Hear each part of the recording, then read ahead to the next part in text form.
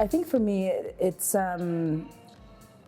important for me because I find that when I look at traditional ways in which we were eating in the continent, in Ghana and elsewhere, a lot of how we ate was always plant-based. It was always special occasions to add in animal protein. And so that's one of the main reasons, because it actually suits the way we ate traditionally. The second part is actually just looking at planetary health and understanding that the impact of eating more animal protein has a negative impact on the planet, but also the other part, which is actually it has an impact on our capacity to feed others. So the less animal protein we eat, the more land we have to grow food for human beings to eat. So it's kind of looking at the balance, like, do we want to have more animal protein for lesser number of people? Or do we want to have enough space to have agriculture that can feed more of us?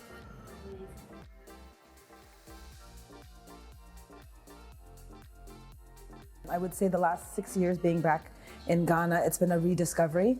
I kind of say it's like the rediscovery of the food of my mother. These are the ingredients that she grew up on, she taught me to grow up on.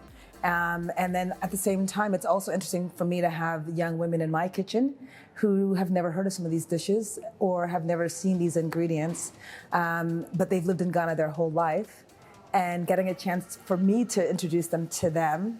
And that's been also interesting because I get to ask questions that someone else might find to be a silly question.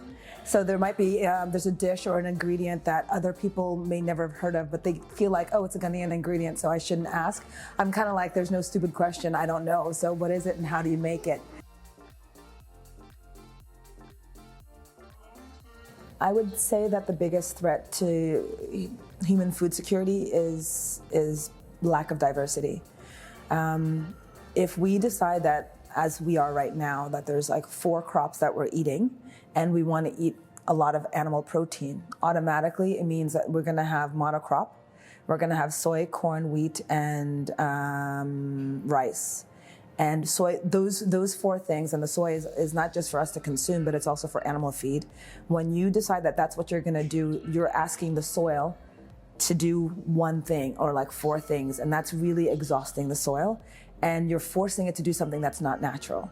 And so I think the wider we eat, the more diverse we eat, and the better we understand what our soil is meant to do, the better. So for example, what we might eat in let's say in the Cape Town area will probably be quite different than the northern part of South Africa.